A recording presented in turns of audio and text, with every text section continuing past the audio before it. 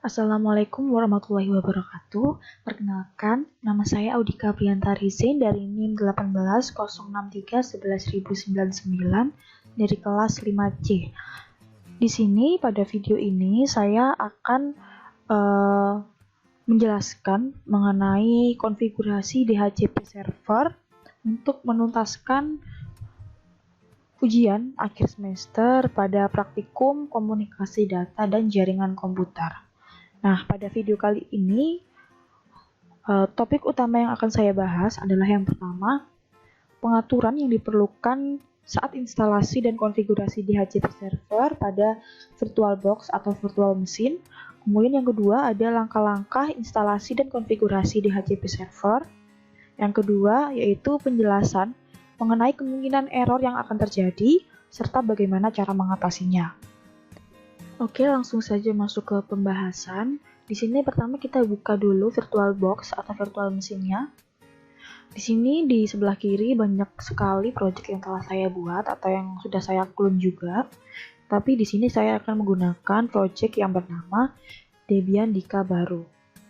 Nah, langkah yang pertama sebelum kita melakukan instalasi dan konfigurasi DHCP server, kita harus melakukan pengaturan atau setting terhadap VirtualBox ini ya, agar proses instalasi dan konfigurasi DHCP server nanti berjalan dengan baik.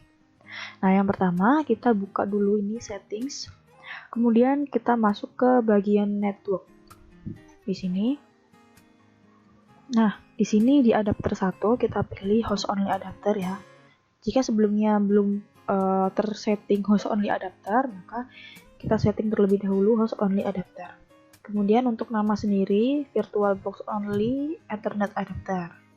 Oke, setelah kita menyeting kedua ini, kita klik di sini Advanced. Kemudian untuk yang modenya ini kita pilih Allow All. Allow All. Kemudian ini kita centang juga. Kemudian di sini langsung kita klik OK. Nah, jika sudah, kita baru membuka atau menjalankan dari project Debian Dika baru ini. Kita start.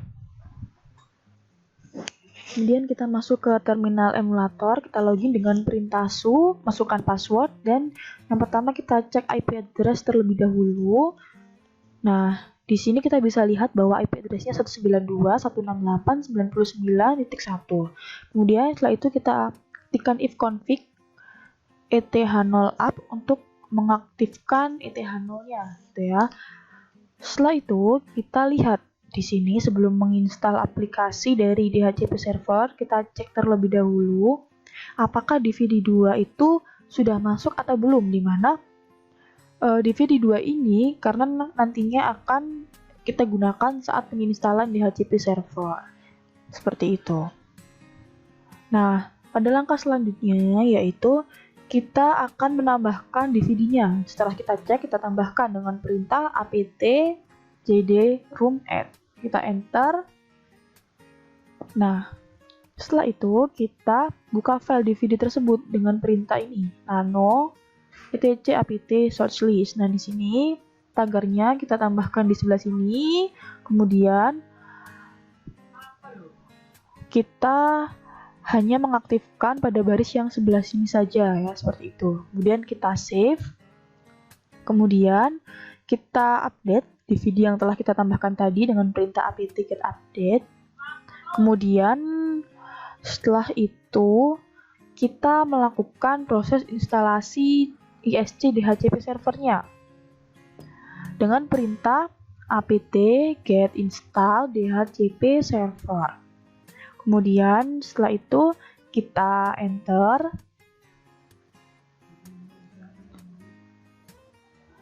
Kemudian kita tunggu sampai proses instalasi tersebut selesai.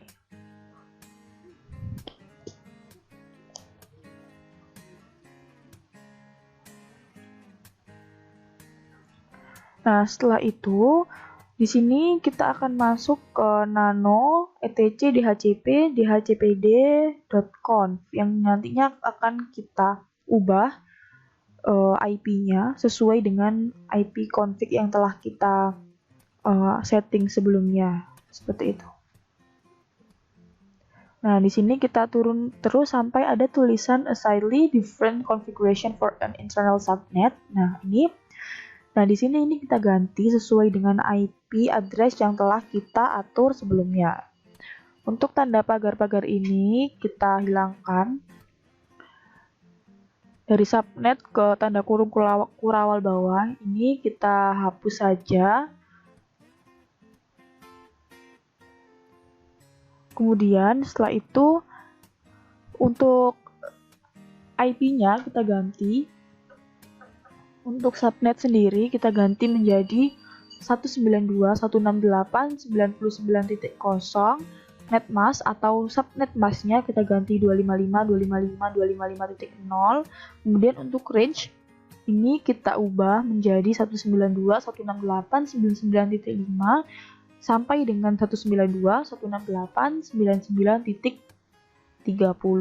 Jadi nanti range ini digunakan untuk sebagai batasan tentang IP address yang akan kita berikan kepada klien. Jadi nanti IP klien itu akan mendapatkan IP range antara 2 sampai 30.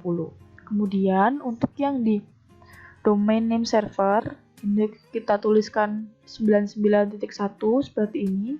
Kemudian untuk domain name ini bebas ya, bisa .id, bisa .com. Di sini saya menggunakan audikazaya.id. Kemudian untuk IP router 192.168.99.1 di sini ya. Kemudian untuk broadcast address sendiri yaitu 192.168.99.255. Kemudian setelah sudah selesai, kita save dengan Ctrl X, Y, dan Enter. Nah, setelah selesai, kemudian kita masuk ke nano etc/default/isc/dhcp server seperti ini. Nah, kemudian kita turun ke bawah sampai bertemu dengan interface, kemudian kita masukkan ETH0. Kemudian setelah itu kita save dengan Ctrl X, Y, dan Enter. Nah, setelah itu kita lakukan restart terhadap konfigurasi DHCP servernya, yaitu dengan perintah init seperti ini. Kemudian kita dapat mengetahui bahwa sudah berhasil ya, sudah oke di sini. Nah, setelah sudah oke, kita masuk ke control panel. Kemudian network ini masuk ke sini dan ke sini. Kemudian change adapter setting. Nah, kita pastikan bahwa virtual box-nya itu sudah enable ya, atau sudah aktif. Jangan sampai tidak aktif. Kita buka atau kita klik. Kemudian di sini kita pilih properties. Kemudian kita pilih TCP/IP, kita cari. Kemudian kita klik TCP/IP dan pastikan ini pilihannya opt-in ya. Dua-duanya, atas dan bawah, kita setting opt-in. Oke, dan kita close. Kemudian kita masuk ke command prompt, kita cek.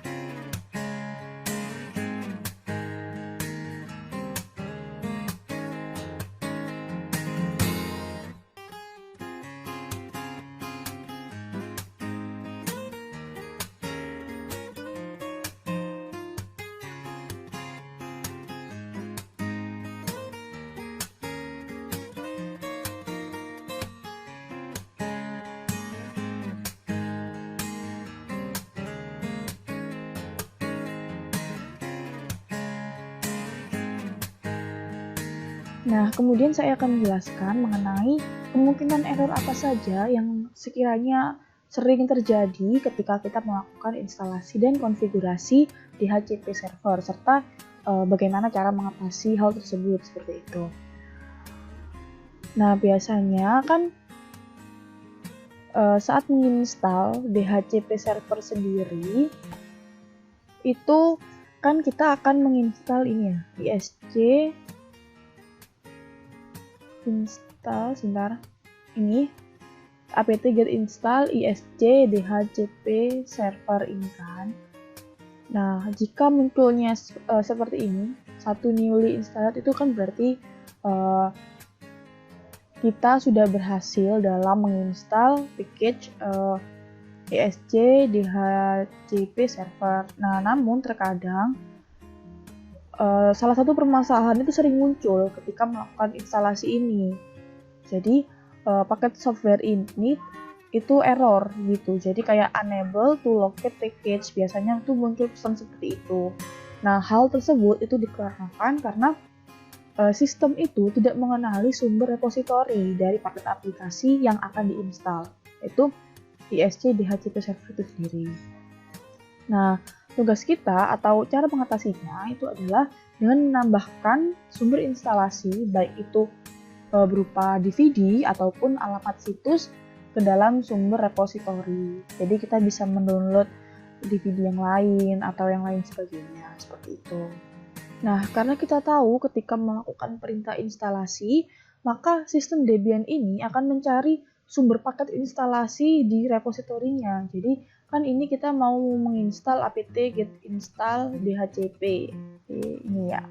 Ini kemudian, nah nanti sistem itu akan mencari sumber paketnya. Dia harus menginstal DHCP-nya itu dari mana gitu. Jadi sistem itu akan mencari sumber paket instalasinya. Jika di DVD-nya atau di CD-ROM-nya itu tidak ada, maka kita tidak bisa mendownload dan menginstal aplikasi DHCP server itu tadi. Itulah kenapa cara mengatasinya adalah dengan mendownload atau menambahkan DVD baru, DVD lain yang di dalamnya itu terdapat DHCP server, kemudian juga bisa melakukan download dan install dari alamat situs, seperti itu. Nah, kemungkinan error yang kedua itu adalah adanya kesalahan dalam memasukkan IP server pada DHCP server. Nah, sebenarnya kasus ini itu cukup sering ditemui dalam jaringan server DHCP server. Misalnya dalam rentang alamat IP yang ditentukan konfigurasi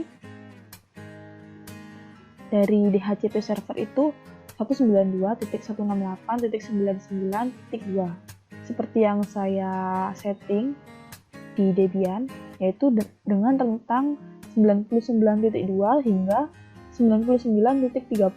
Nah, kan seharusnya setiap komputer klien yang terhubung itu akan mendapatkan IP pada rentang tersebut kan, secara otomatis.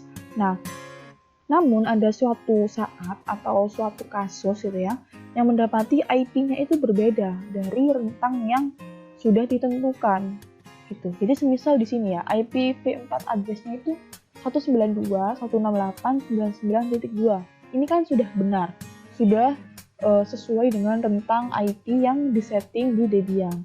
Namun ada kalanya rentang ini itu error, jadi munculnya itu tidak sesuai dengan rentang yang sudah disetting. Jadi misal di sini 169.54.x.x, pokoknya beda atau tidak sesuai dengan rentang yang telah disetting gitu kan ya. Nah, inilah yang sering terjadi pada saat melakukan instalasi DHCP server tersebut. Nah, lalu bagaimana cara mengatasinya? Jadi, apabila dalam suatu jaringan ada komputer klien yang mendapati IP itu berbeda dari rentang alamat DHCP yang telah disetting, maka dapat dipastikan bahwa pemberian alamat tersebut bukan berasal dari server DHCP gitu. Nah, ada dua kemungkinan permasalahan, yakni pada komputer klien dan pada server DHCP itu sendiri. Bisa dikatakan permasalahan dalam kabel yang digunakan untuk terhubung ke jaringan, seperti itu.